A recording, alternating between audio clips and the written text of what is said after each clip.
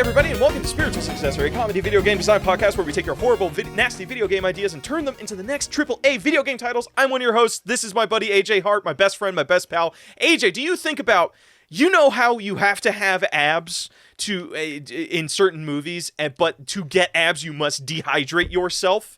The fact that Jason Momoa... No, stop. You can't toss it to me and then not give me a chance to talk. Okay, go ahead. We have to do a back and forth. This is how the show operates. You have to... Yes. Go ahead. Do I ever think about that? No, yes. Because I'm very acutely aware that the more time goes on, the more I look like the Pillsbury Doughboy. Which is becoming more and more like the desired image. So it's working out in your favor. My tummy gets bigger, my arms and legs get shorter, and I continue to spend more and more time inside becoming paler, but I'm such a happy little guy, and if you poke my tummy, I would also giggle. In a lot of ways, actually. I am the Pillsbury Doughboy, man. Okay, adorable. But, okay, the point I want to make, God, that's such a funny image of, next time I see you, I'm going to poke you in the gut, and you better Please don't poke my tummy. I'm going to poke you. You can't just toss it to me like that and not tell, and say, don't poke me in the tummy. Be like, oh, all right, then that defeats the purpose. You can't call yourself Pillsbury Doughboy. You're only allowed to poke me in the tummy and make me giggle like the Pillsbury Doughboy if you give me a croissant. Okay, I could do that. Deal? Yeah, because he only gets poked right after right after like the cooker puts it in the oven and they bake it. But the thing I'm getting at is, and I know you and I were talking about Jason Momoa bods and before the podcast, and we're like, that's the look I'm going singular. for. He doesn't have more than one. He's just got the one bod. He has multiple phases of bods. It is bods because we're talking about him on set versus what he wants to be in real life. And I just thought about this. To be as abbed out as he was on the set of Aquaman, how dehydrated do you think he had to be? And how ironic is it that he was playing a guy that is all about the power of water, yet he himself is exhibiting Aquaman's greatest weakness of being dehydrated? Doesn't that fucking blow your mind? Aquaman should be a doughboy dad. That's the ultimate sign. Fucked up. It is kind of fucked up. How dehydrated must that man been? I know why this is. I know how this happened. This is actually very in canon and universe. It's obviously because he's only half fish man, and so he doesn't drink any water, and he's surrounded by seawater. That's why the other guy was so mad at him. Hydrated. Yeah, because he's like, oh, he gets to be buff and live. Fucking stupid. That's why the wars got started. Aquaman was like, he's all dehydrated and showing his cool abs because he can't drink the seawater, and the bad guy's not abbed out because he does get to drink seawater. I don't think they drink the seawater, AJ. I think they just live in it. I don't think they drink it, man. Hey, okay, then what do fish drink, idiot? I have an answer for this. AJ, how do you think gills work? I don't know. They let water go through them, and they get the oxygen from it. They don't drink the water, dude. They just suck it in, and it goes out. They don't drink. They don't drink water. At all? No, they just take in all of the stuff they need through their skin. If they were drinking, that's weird. If they drank water every time they gulped, where would all that water go? Where would it go, AJ? They'd pee it out. Yeah, it does really seem silly now that I think about it, huh? As I said in the intro, AJ and I welcome you to Spiritual Successor. We are a comedy video game design podcast taking the best and most important gaming news and turning it into video game title. I mean, that's not really what we do. We're kind of like a gaming do you have video game news today? The only video game news I have is that I have water on the mind, weirdly. I've been playing a lot of Subnautica. And that game's old as shit, but God, it's becoming one of my favorite games. It's becoming one of my favorite games of all time, and I'm so happy I jumped into it. You gave a you have something. I just remembered that I lied to you during the pre-show meeting. I do have a video game that I've been playing lately, but you can talk about Subnautica a little bit first. The only thing I was gonna say is if you like horror games that are all about atmosphere.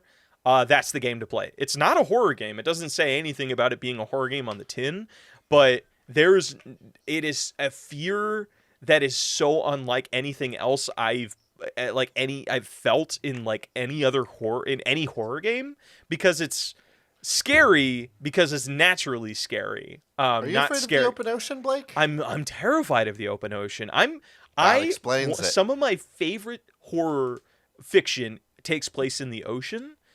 or ocean affiliated things. Like I love lighthouses. It's an ocean affiliated thing, right? But just there's something just so fucking scary about like being surrounded by open ocean and darkness, especially like as you get towards the lower levels of like the reefs and just where things like light just doesn't make it, and there's just things that just look fucked up down there, and it's absolutely terrifying. I But was it's never really afraid of the open ocean until I went snorkeling once. And, like, you get to see a lot of fish underneath you when you're snorkeling, and you see all sorts of land down there.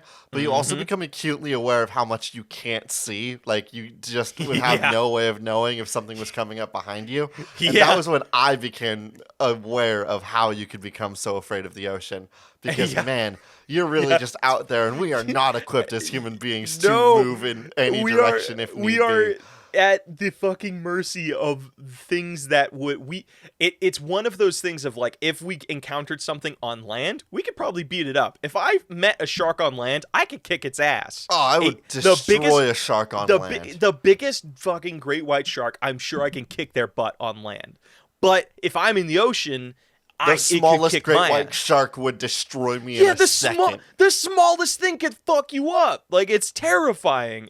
Wild, and that's what Subnautica plays into for me. And great experience. If you haven't played it, like me, you're one of the people that have never touched it all the years it's been around. Definitely play it. But what have you been playing, AJ?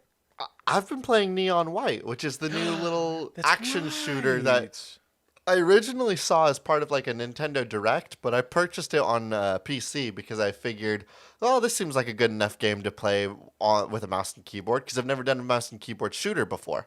And it's a wild game. So it's not like a shooter, like a traditional shooter, and it's level based, but the levels are really short. Like the game expects you to be able to finish every level within like 45 seconds. And this is because what the game actually is a little speed run simulator. Because your goal is to take every one of those levels that maybe will take 45 seconds on your first run and shorten that run down to 20 seconds. And you're immediately going to run through that level and say, okay, where's a shortcut that I could have found in this level? And Yeah. you'll run through it again looking for a shortcut. And maybe you'll find that shortcut and you'll say, no, I'm not quite getting the time I want even with the shortcut. What corners can I cut even past this shortcut? What enemies can I shoot at while I'm running right past them? What ways can I not worry about an enemy whatsoever and just like throw a shot randomly, kill a bunch, and then make my turn earlier? Oh, It is so a it's just all fascinating about little game of you refining, constantly trying refining. to refine your run. Yes. Excuse me. I'm sorry. It's kind of like a trials game where when you start it up, you'll get to see all of your friends that have played it and all the scores that they got for every Yes. level. But on this But game, it's a because it's shooter, a run based and free you runner get to game. run through it every single time, you'll be like, oh, okay, let me just run through this really quick and try to beat my friend's score. It is a very, very addicting game. I like it. I mean, I remember There's you also were some, streaming like- some of it to me, and I was streaming some of it to the group chat. It was a lot of fun. yeah, like aesthetically, I'm very into it, and like all the characters, and I also have a huge crush on the Wolf Lady because like You would? I jumped into the stream right when she had her mask off, and I was like, my heart. And then I don't know if she's really mean based off of her mask. I'm assuming she's kind of like a feisty. She likes character. watching the main character sweat, so she'll like purposefully flirt with him and say suggestive things to get him all hot and bothered, which is kind of fun. my And kind I of will woman. admit, is a more interesting character than the other girl, which is just like short, cutesy, big boobed.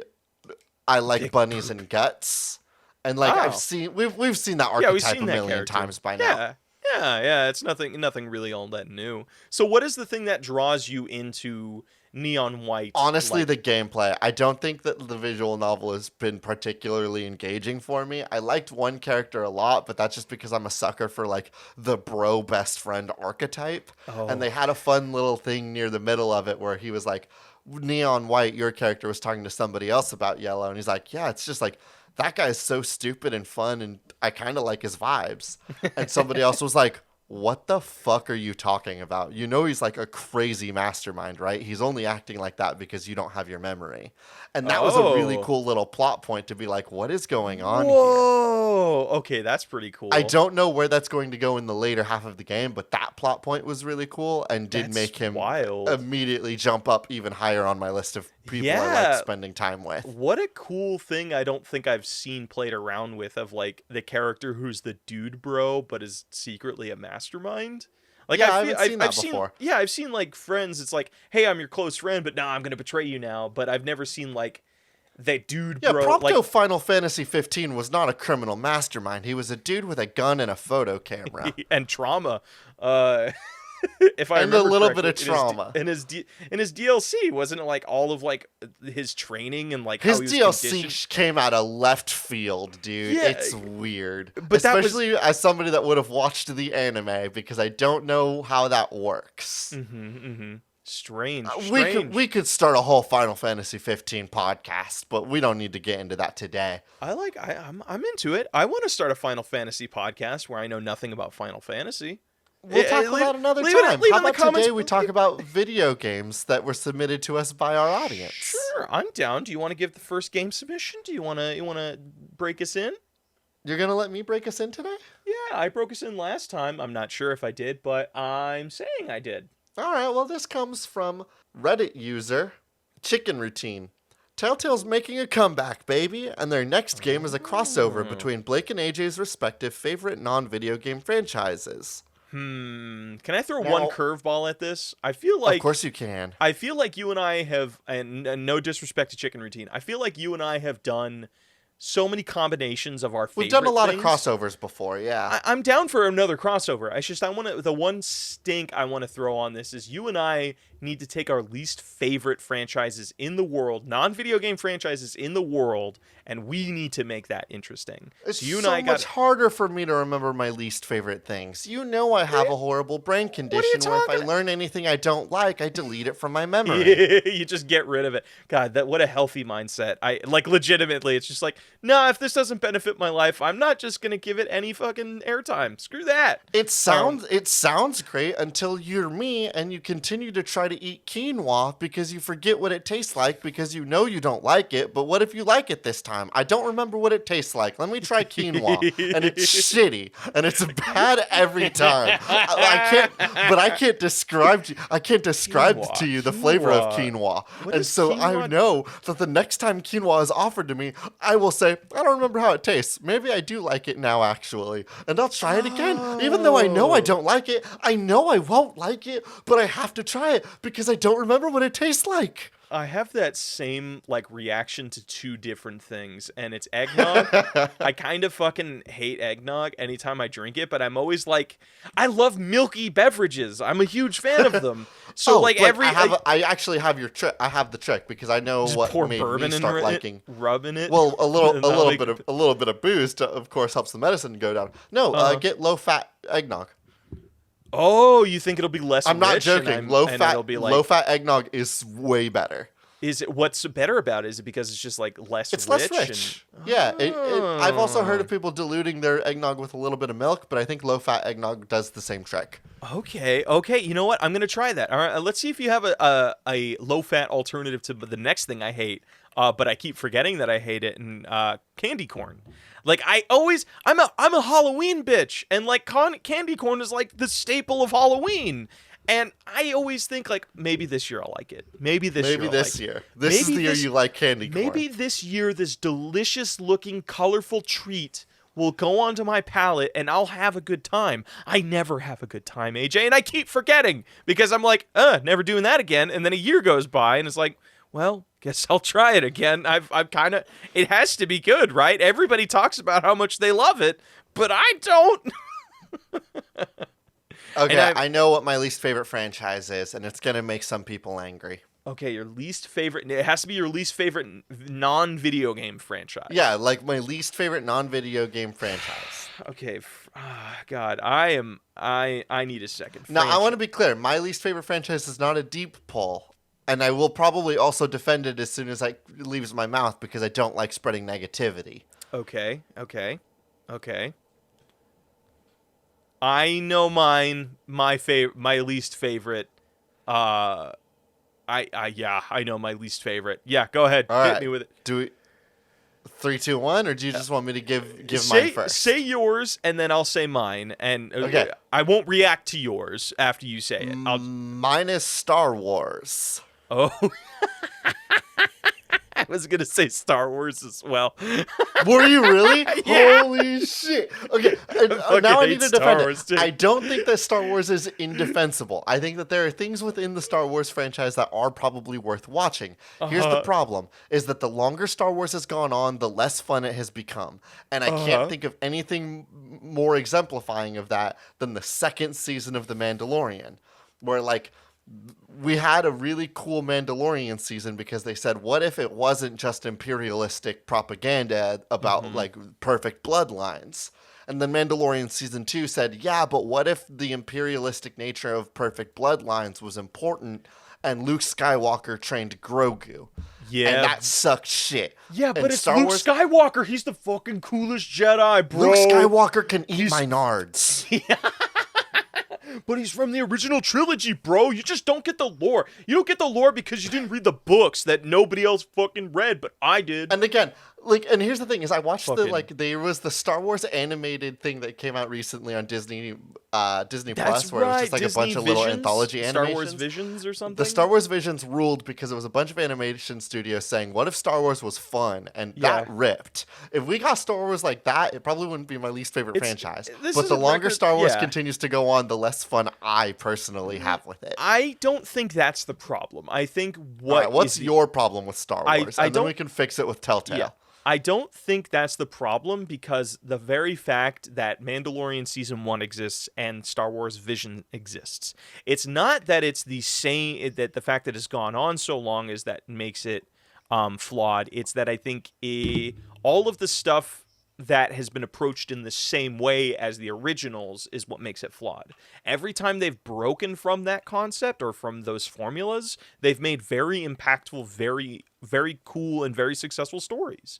I think the fact that Star Wars Visions worked out is because you had a completely different culture with a completely different background, completely different influences, come at this existing property and bring all of those background influences into this media.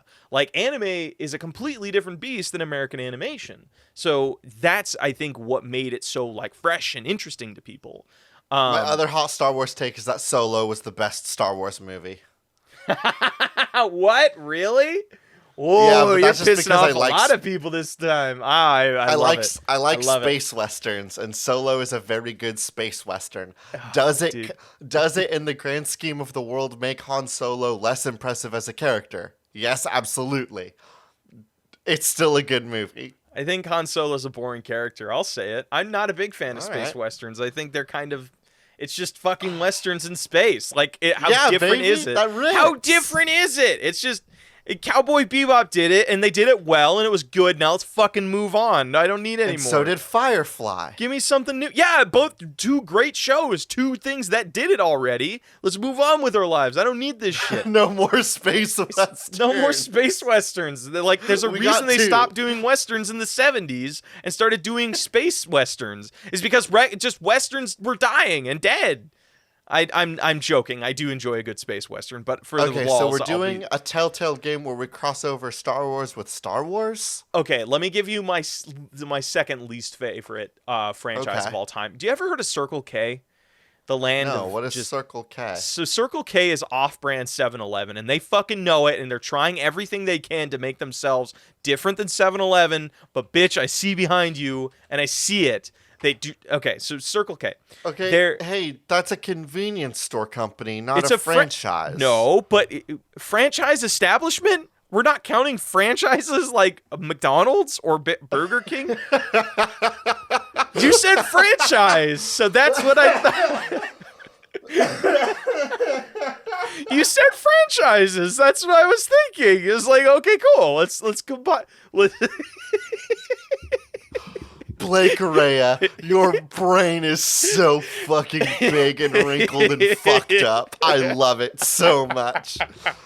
Your brain is wrinkled, but in the way that you're like, you know how like your brain, like the wrinkles in someone's brains are like folds, and we think of it as like fun little like wrinkles, like a raisin. Your brain has wrinkles in the way that like dough is folded up. It's so layers fucked up upon in there. layers upon layers. I'm like a It's fine layers I'm- that weird grooves that smear around. Yes, a telltale crossover between Circle K and Star Wars. So this is okay. The Hold first thing on, wait a minute, because as I understand it, Circle K is a gas station.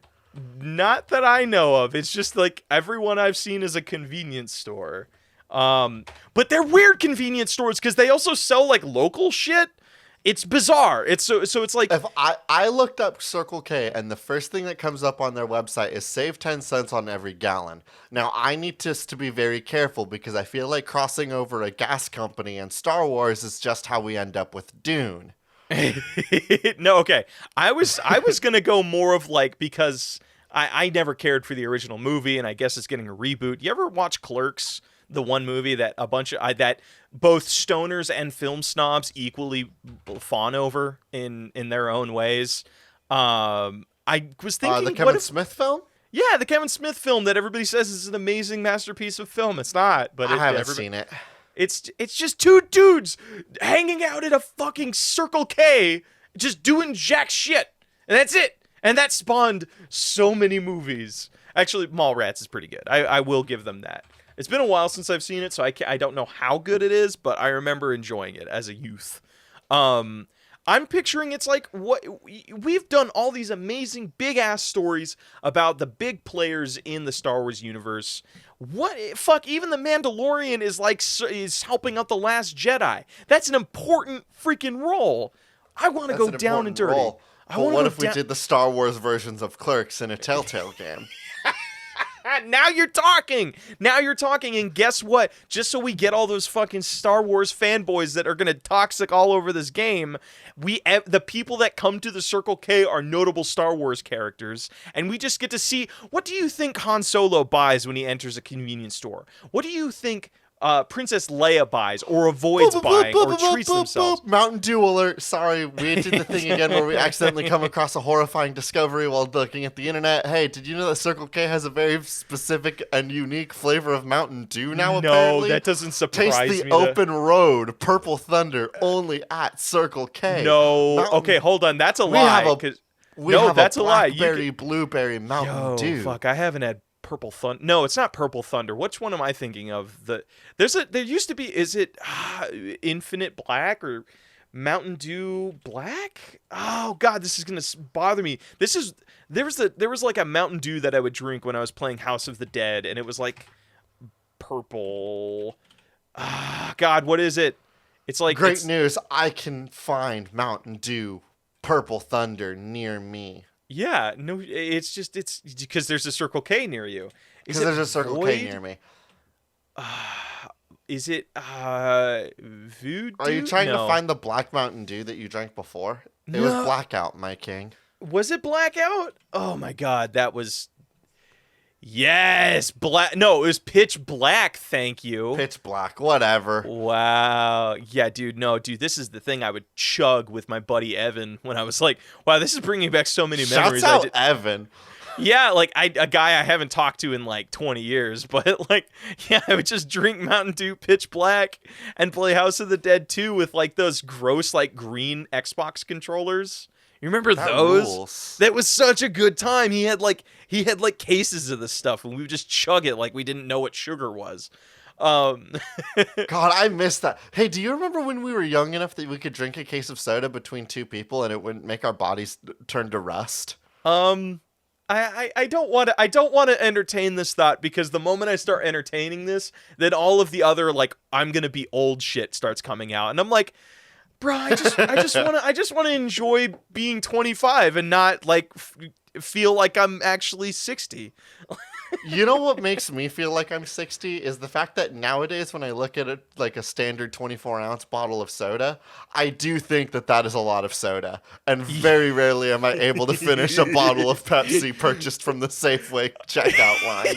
Yeah, I will say, now that I'm getting older, I'm also falling into that of like, even like the standard like single serving ones, I'm at that point where it's like I get halfway through it and I'm like, standard bottles of soda are just so much. Let me just kind of like, maybe I'll just drink half and then I'll put the rest away. And I'm like, and I just like I mean, but to be fair, we're talking about soda here, Mountain Dew, which is like I think like the highest sugar content of any soda out there. So the fact that we can drink half of it might be a feat. Like you and I might be superhuman. you and I might be like have Okay. superpowers or some shit. Let's get back to our video game somehow. Yes. Circle K Star Wars. The Purple Yeah. Thunder Mountain Dew is involved somehow now because I'm attached to it emotionally. And It is we Clerks. It is Star Wars Clerks. Do we make one of the characters a Chewbacca so that nobody understands what the fuck he's saying? Yes. And we have to guess every time we respond back to him, and we're greeted every time. Every time you interact with Chewbacca, it's not Chewbacca, it's a different Chewie. I don't know the racist names. And you know what? Hey, listener, if you do, yeah, of course you do. Chewbacca race.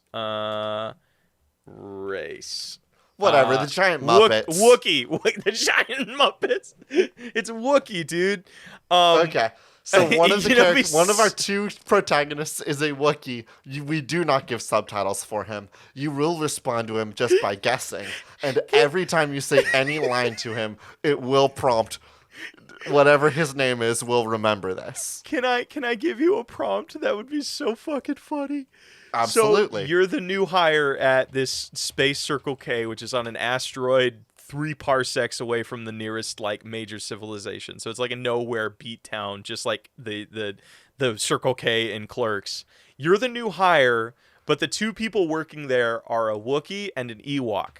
I will remind you, Ewoks do not speak languages as either. They just make noises. So you are doing a Telltale game that you can't understand anything that is going on in the plot. So you kind of just need to you need to guess what the plot is. Lumparoo? Oh, that's very good. Also so known as you'll notice I Lumpy. just sent you a What wiki the article fuck to a is character that? named Lumparoo. Now, Blake, as I was mentioning previously, one of my least favorite things about the Star Wars franchise is that it cannot exist for any amount of time without being like, hey guys, you remember Star Wars, the original trilogy? And we will be doing that, of course, with our characters because one of our two main characters will, of course, be Lumpy, Chewbacca's biological son. Whoa! Lumparoo. But side note, okay, here's the family His full tree name of is Lumparoo. Lumpawaru. He is known as Waru Lumpawaru. or Lumpy. Yeah, but here's my favorite factoid about Lumpawaru. Lumpawaru was the son of Chewbacca. Notice how complicated and not weird, but how complicated Lumpawaru and Chewbacca was. What do you think what the mother's name would be? Malo Tabak. I'm looking at the same wiki article as you. Oh, I thought it was like, the wiki I'm looking at, it just says Mala. And I'm like, wow, what a just simple name compared to everything else. But yeah, Mala Tobuk. Wow, that's a fun name. Okay, so you want to do Lumpawaru, who's like a deadbeat. Their father was please. Lumpy. Lumpy. Okay, so you want to play Lumpy, and it's some like just deadbeat. Like their father was just this spacefaring adventurer rebel, and here they are and he's just being just like, a guy working the Circle K. just the guy working the Circle K. That's just what he graduated to. Never left his small town asteroid. Never left a small town. His dad was a military man. Yeah, he didn't do nothing. Wow. So wait, did this happen after the events of like? Of the course, this will be series? after the events of Order 76. Order We 66, won't be touching my friend. I'm not a Star Wars 66. fan, Also, but I like think it's way past that because I think that if Lumpy exists, then we're well past the original trilogy and the trilogy we grew up on. I think it's before the new trilogy. Dude, this is the Age of the Empire. No, yeah, during the Age of the Empire. All Whoa. right. We're going to be Lumpy during the Age of the Empire. I love this. Oh my god, he was this is okay, so I'm reading his story and it talks about how he was like fucking enslaved and There's had no way inhibited there's ships. actual. There's Yeah. no way there's real lore for Lumpy. As a child, Lumpy's mother was taken from him, and he was separated from his father. Waru I do and not other remember Wookiee this in the children. Christmas special. Oh my God! Waru and other Wookiee children were forced to work as slave laborers at an Imperial child labor camp on the slopes. Yeah, of we're Mount- retconning that. We're retconning I that. don't He want- works at a Circle K, and he works there with his good friends. Flarp. Oh my The- God! Lump Waru appeared in the holiday special. Yeah, that's where he Oh my came. God. Hey, no. He didn't appear in the holiday special. I think that's his point of origin. I think that's the Is first it? piece of media he was Oh in. my God! You're totally right. And then he was also in books. Like, dude, this guy's got. Wait, the Lego Star Wars holiday special non-canon. What fucking lore hole did I just jump into? What Lumpy. is happening? There's a Lego Star Wars special, AJ. What the fuck? I'm just shocked that Lumpy's there. Good for Yeah, Lumpy. he briefly, I guess, was inspired by the 1978 I think it's messed up that the Lego What? Star Wars Holiday Special is a non-canon film, but that's fine. Whatever. I don't make the rules. That's Someone here at the Wiktionary so does. fucking bizarre. Okay, let's come back to our Telltale film. So you are the Should new we hire. put a pin in this? I don't know what Oh the my game God, actually is we other totally than being should. Clerks. We totally should. Okay. Caleb, I'm not going to read this submission, but I hope you're ashamed of yourself. This is too smutty for this podcast. I'm going to do another one of yours. Caleb Martin, Taylor's version at Is This Is Theus, football heist. Can we do football as if it was a heist film? And I'm trying to think, could you do a thing where you have to pull off a heist, but all you have are the aggressive, violent, and just downright not stealthy moves that are in football? So you have your offensive team, you have your defensive team. I was imagining a heist on the field. You were imagining taking our no. quarterback and our linebacker and our special teams No, and guess what? taking our 21-man team Who's the most into unsuccessful a bank robbery. Who's the most unsuccessful football team of all time? Do you think? How would I know? I don't follow sports. Least successful. This is important. This is Worst NBA. professional No, football team. Yeah, go ahead and look up NBA. See what happens, Chucklefuck. that's what it auto put. What is the least successful? Is it? Oh no, I'm not talking about European football. I mean American I got football. the 10 worst teams in NFL history. There we go. There we go. That's what we're looking for. The Cardinals We have the recorded most 1986 losses. Tampa Bay Buccaneers. That's pretty bad. We have Okay, the so the 2017 Cleveland Browns. It's very kind that they're breaking it up by years. Okay. That way, no state has to take the blame. Here it The is. Here it is. I have it. 1954 Washington Redskins is pretty bad. Also, they have a bad name that needs to be changed. The 1966 New York Giants. Yeah, if you have something, go ahead and cut I got me it. off. I I'll got keep it. reading I this got list. it. I went to the wiki. The Cardinals have recorded the most losses, 780. And the Buccaneers hold the lowest winning percentage. That doesn't matter. I don't care about percentages. I care about solid losses. So Cardinals. Solid losses. So the Cardinals are down on their luck. They lost all of their funding. But you know what? and The they team's gotta only come have together. one option. They got to the rob a Pope. casino. No, they got to rob the Pope. They're the Cardinals. Isn't that what the little assistants of the Pope are called? Oh my God, you're right. The Cardinals got to rob the Cardinals. They're taking a European trip, and during this European trip, they got to rob the Vatican. But they're football players. They don't know how to be robbers. So can we do some sort of stealth game that is all based around football mechanics and just how not stealthy all of those mechanics are? So is this a tactics game? Is this a heist-based tactics game? Do you mean like turn-based tactics? This is I mean turn-based tactics. I mean this is XCOM, but you only have football players and you have to take out people of the Pope as you move room from room Yes. as stealthy as possible in Yes. your tactics game. Yeah, but you can only use football moves like Yes. hustle and huddle and hike. Yeah. You're doing and- great. Huddles and Oh, hikes. I know the other Now, one. Blake, And a can sack. you tell me what the differences are between a hustle and a huddle and a hike? Hike is when the move begins. A hustle means you need to move faster, and a hike. No, wait. A huddle is when they all get together and compliment one another on how good their outfits are that day before they get all dirty from the game. Very good. Now, what I love about this is we can also have our special teams in there, right? Like, you're going to be able to have a football kicker come in there, and he'll be like a special unit with his own special team lineup. And that, like, will be able to kick a ball. And if you have, like, a very accurate kicker, you're going to be able to go ahead and, bink, blast somebody's noggin with it and knock somebody unconscious. But if you have a power kicker, then maybe you just, like, kick it really hard and really noisy and make a big, loud commotion, and the other bad Cardinals will go look at it and find out what's up. Yeah, it attracts more enemies. So, like, let's think of, like, what's the gameplay loop here? You have your 5 people, or how many people are on, like, a line? On the field on a football team? I want to say like 12. Let me fact check that. No, I thought it was, like, fucking 20 people. I thought it was a lot of people. It's like, because I think teams are, like, 40 people, right? Football. Like 20 offensive. 11 players. You have 11 players on the field at a time. It is rare that a player will play on both offense and defense. Blah, blah, blah, blah, blah, blah, blah. You have 11 people at a time. There's people specifically for defense? That's kind of because fun. They're different positions, and they'll have like all sorts of different like runs and lines that they're supposed to be memorizing. And especially at like the pro level play, like their defense needs to be like thinking about like what the opposite team likes to be doing more often. So how about this? I have the gameplay loop. You have a squad of 33 team characters, 11 offense, 11 defense, 11 for your special teams. Well, what? No. Here's what I'm thinking. I don't think I want to go that complicated with it. What I'm thinking is, and I actually would play the shit out of this game. So every level starts with you on one side of the map, just like any tactics game.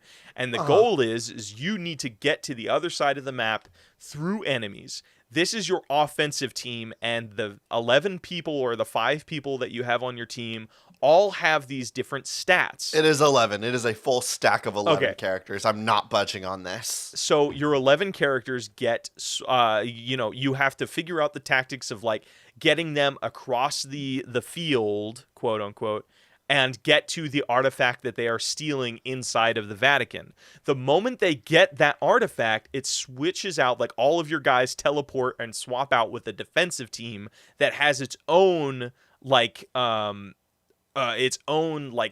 and abilities that are all about defending the person that has the artifact. Yes. Yes. So you have to break in and then break out. One small change to this? Yes, go ahead. You do not make selections on movement one by one per each character. You have to have developed and created your playbook before you go into the level. Yes. And then you go into the level, and the characters will do as close to that playbook as possible when you make those calls. So it's all about testing formulas. You might have a playbook that specifically is like a left wing, right wing split, where like your team breaks up into 2 wide teams, each direction, going a left and a right. And you can just give that call, and the players will do that. And you have to hope that that's going to work on this level. It may not. One of your players may get caught out. I haven't decided what happens when that happens yet. But you're only allowed to give calls for the full team, not for any one player individually. Yes, I feel like doing it play by play and just watching, like, you have... Oh, here you go. You have 4 downs to successfully do each phase. So you have 4 attempts to get your players to the artifact, and it's like you do the first play, your characters end up like... Maybe there's a grid. They can only move 5 like grids or 5 movements or whatever. And that's when the Cardinals will block you, and you need to come up with a new play during the second down.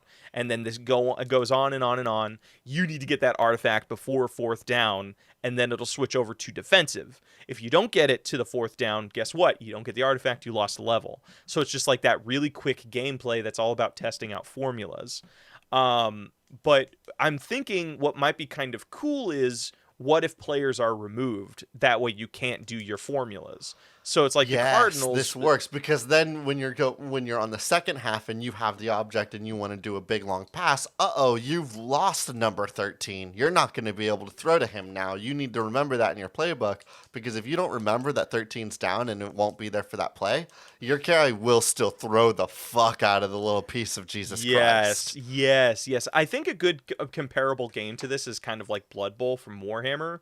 I feel like we've both played that to some degree. I've never played Blood Bowl. I looked at it every day.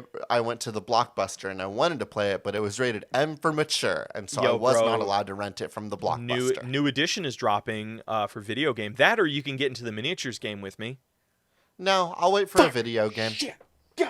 Man, I almost got you. Nice try.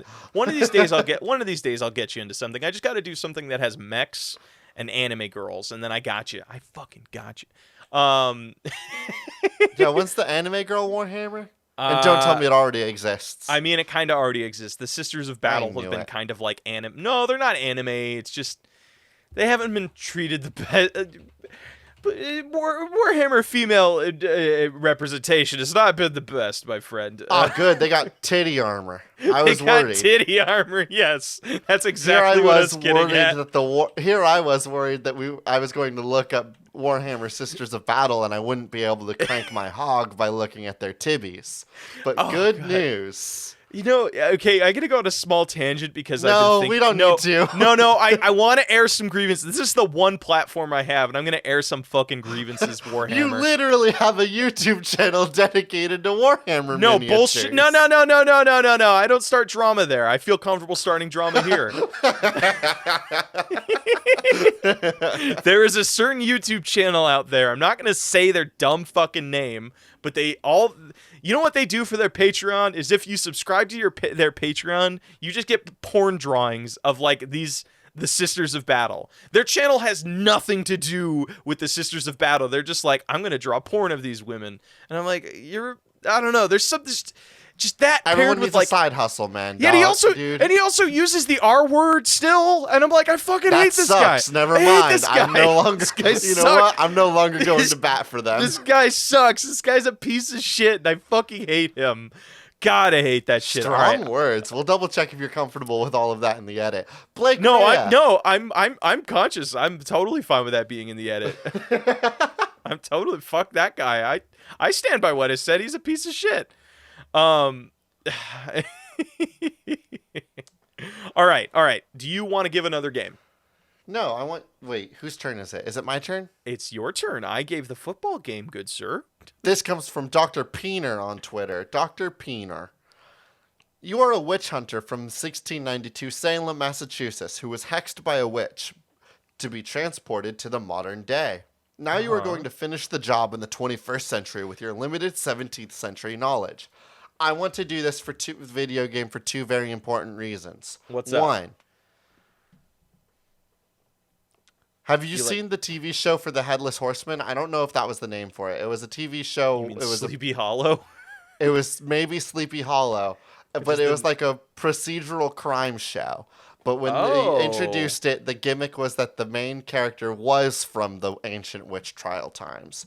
I don't know how many jokes they made about him being sexist and hating women and witches, but I do remember one very good bit wherein somebody gave him a gun, and it was like a full-on gun, like a pistol. And he like hit somebody with it, right?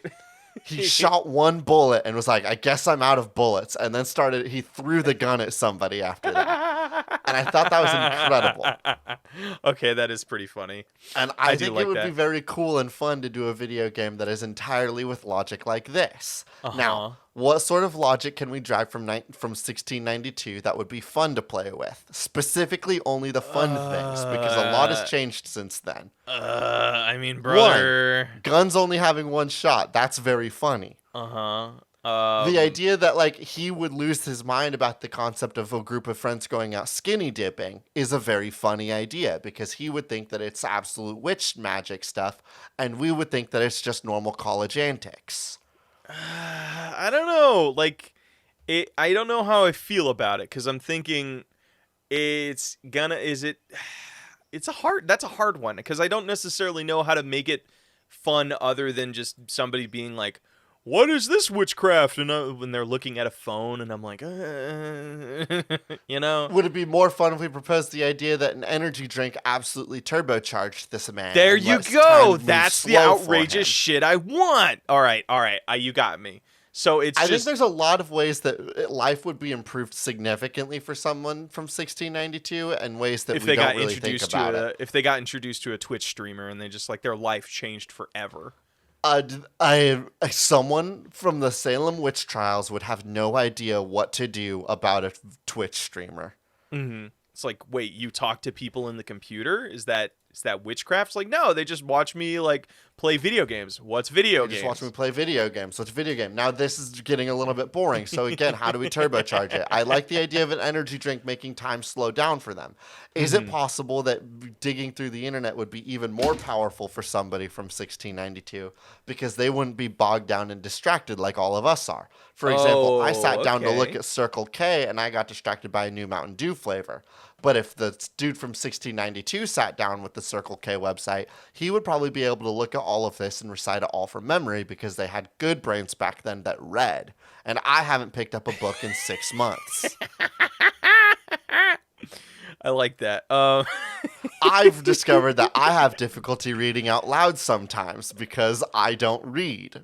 Oh, I have difficulty with that because I got shunned as a kid for reading out loud. So I have these horrible associations. But somebody from 1692, I bet you he would They read don't out got loud it. like a god king. You're right. As a god king.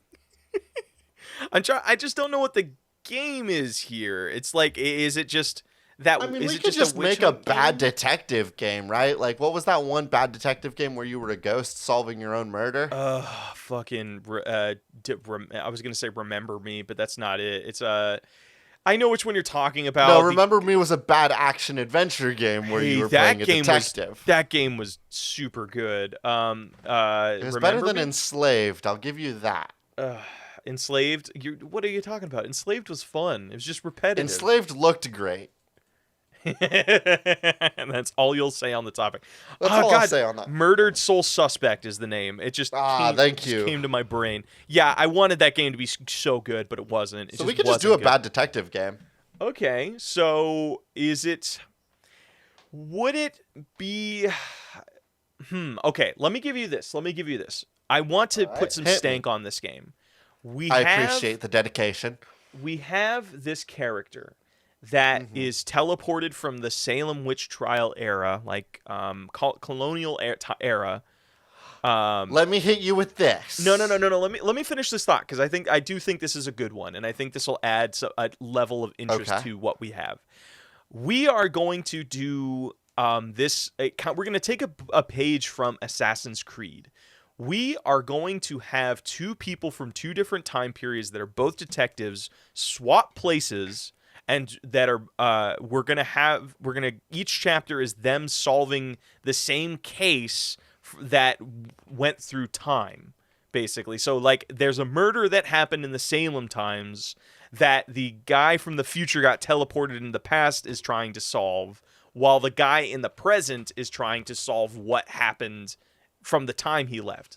They have to use all of it's like they're both fish out of water. The detective has all those fancy tools in the modern times. Guess what? He doesn't have them. The guy who's from the past has all these fancy tools but doesn't understand them. So they're both trying to solve, like, you know, like the best example I have of this is, remember in Inuyasha where like they played with that same kind of concept where something that happened in Inuyasha's time period, like got like a little monster from his time period grew up to be super powerful in the modern Japan era. And I didn't know that they ever fought a monster during the modern time. Yes, in Inuyasha. yeah, that's when fucking Inuyasha had to wear that funny like baseball cap, but he was still wearing his kimono, and it was just I remember super him funny. wearing the silly hat just because he was a weird, overprotective dog boyfriend. But that's so cool. Like they played with like stories told over millennia, and I think we can play a really cool story like that. Of there's this case that affects both of them. And they're trying to solve what happened. And like maybe there's this really cool twist of the guy who gets teleported into the past gets fucking murdered. And now Oh no, early in Can the I game. propose Yeah, go ahead. this idea? Yes. What if the guy that came back in time is trying to find witches and create witches, and he's on a little witch hunt, but he can't find any, so he's like trying to lure witch traps in? No, I think No, you wanna do your- a okay. detective needs a core case. It's not like solving a bunch of things. I think the reason detective games work is because they're trying to solve a very specific thing. That's why Criminal Minds, the video game, worked. That's why any mystery thing, it's like there's some core narrative that entices you. Now, how do we add some stink to this combination? How do we turn this into a game that shouldn't be made? Because you're right, time traveling duo detectives that have swapped places and are now trying to solve similar crimes is a very cool concept. How do we make it bad? Here's my stank. We swap the tutorials where it's like when you're in present day, you're getting all with our guy that was been teleported from the past. Yes, you get so all of the player tutorials learns for the all other of guy. the things bad too. Yes, I love this. So like yes, so you'll have to remember those tutorials because they do not operate the same way. The tools they have access to are not the same. So the tutorials you're being shown on screen are actual garbage, but you have to listen to them because you're going to need to use them for the other character or remember them for the other character. So there's this whole jumble of like information and because I like that. what would be super fun too is what if you one of them operates inverted. So like the guy who operates in the present is like has normal like keyboard layout, while the guy who's operating in the past, make the controls worse for them. I like this as well. So it's like it's not necessarily that the gameplay is or the story is jank. It's just that the camera is inverted when you get to the other character. Yes, things are just opposite. The select button becomes the deselect button. And it's just like it just becomes like this weird thing of having to remember how to play. Coin. This is kind of like the early Assassin's Creed games before Desmond got like all the cool assassination mind bleed stuff. Like he was just a fucking guy in the first game. And in the second game, he was still kind of just a guy that maybe knew a little bit about knife play, but that's about it. He didn't know all the sweet parkour-y stuff that his ancestors did. But then like Assassin's Creed Brotherhood came around and he's like, I got this sweet backpack and a hoodie and I can free run on ruins now. And then he was given a fun little play space for you to run around and jump around and have fun with.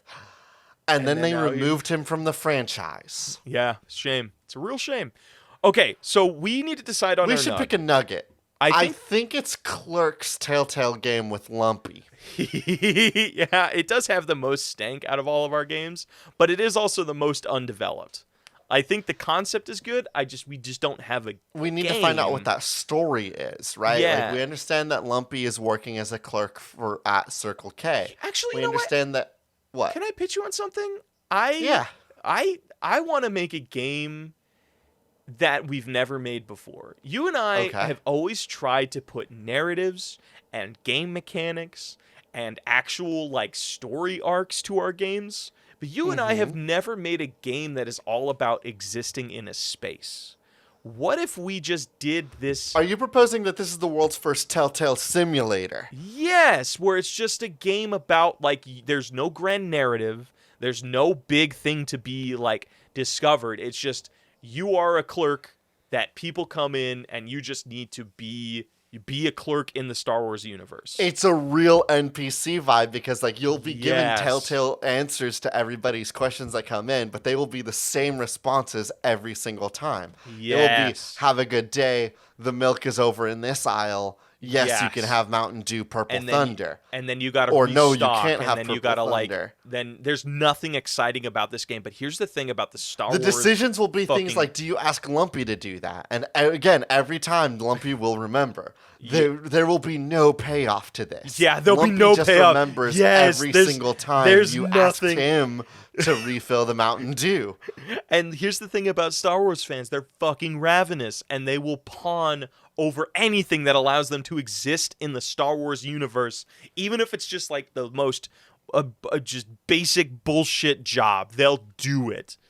Are you feeling this with me? Where it's just it's I'm not a feeling it's a this. game I'm about that grokking isn't with a it. game. It's all of the telltale masterwork of found narrative and dialogue writing. But We'll get no some payoff. heavy actors to do all of the voice work, and there will be absolutely no payoff to this narrative. No fucking payoff. It will have all of the janky animations that we expect from Telltale. It will be a magnificent experience. This is truly the simulation of working at a Circle K. Yes. Two In things we space. hate put into a game style that I also hate. Cut it, print Blake it. Ray, That's it. what do we call this video game? I Because feel it like it can't would just be Circle K's or Telltale Circle K, can it?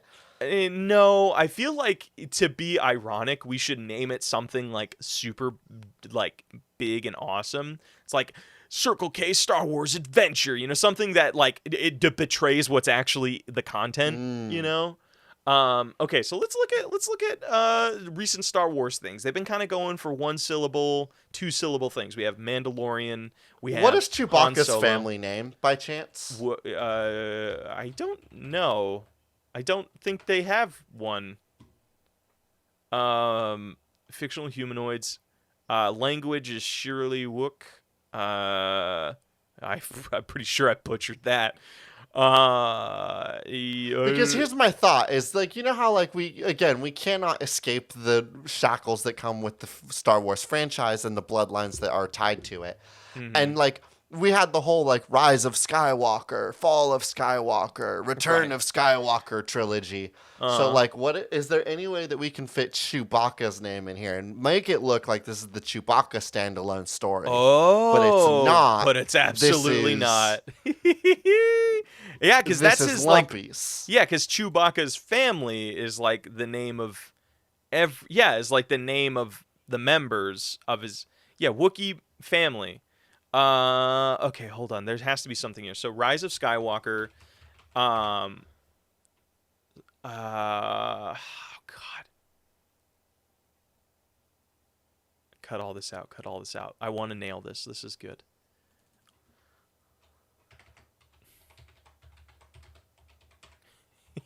Wait, hold on. Can I? Yeah, I feel you laughing. What's up? So Chewbacca. Oh, I got it. I have it. Okay, you hit me with what you're laughing about. Yeah, let me give you this, and then you're gonna knock it out of the park.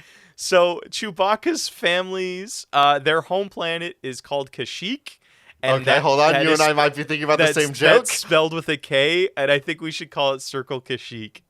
And it's just like a real deep, fucking deep cut that will not be SEO'd at all. Nobody will understand what the fuck we're talking about until they listen to the episode. Okay, here was going to be my pitch, and that was going to be Telltale Star Wars Kashyyk or credit.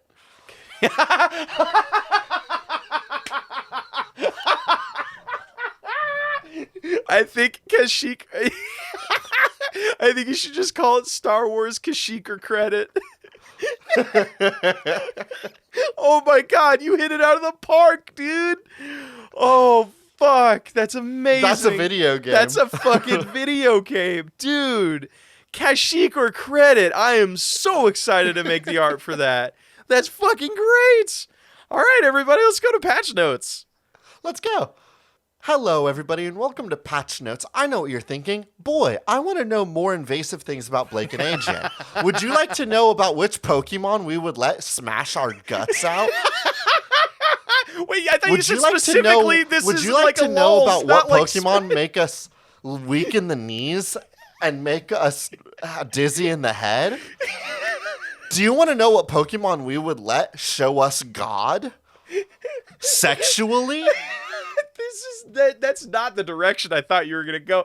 This is exactly the direction that you asked me for in our little post meeting before I did patch notes. So anyway, if you go to our YouTube channel, you'll find a video where it's a smash or pass list of me and Blake talking about all the Pokemon that we would let raw dog us. There's also other like less violent. I mean, There's also less like gross shit like us playing the Newlywed Game and doing some other like Let's Plays. We're actually just about to jump into a session of Undertale. Come check us out on youtube.com/spiritualsuck. Successor podcast. We don't have spiritual suck for YouTube, but that's okay. Shit. Okay. All right. Thanks for the correction. As always, our intro and outro is Cheap Shop by Anna Monoguchi, an excellent band from an excellent song from an excellent game. I wanged that one up. I've been one of your hosts, AJ Hart. And I have been your other host, Blake Rea. This has been Spiritual Successor, and these are cool games that should not be made.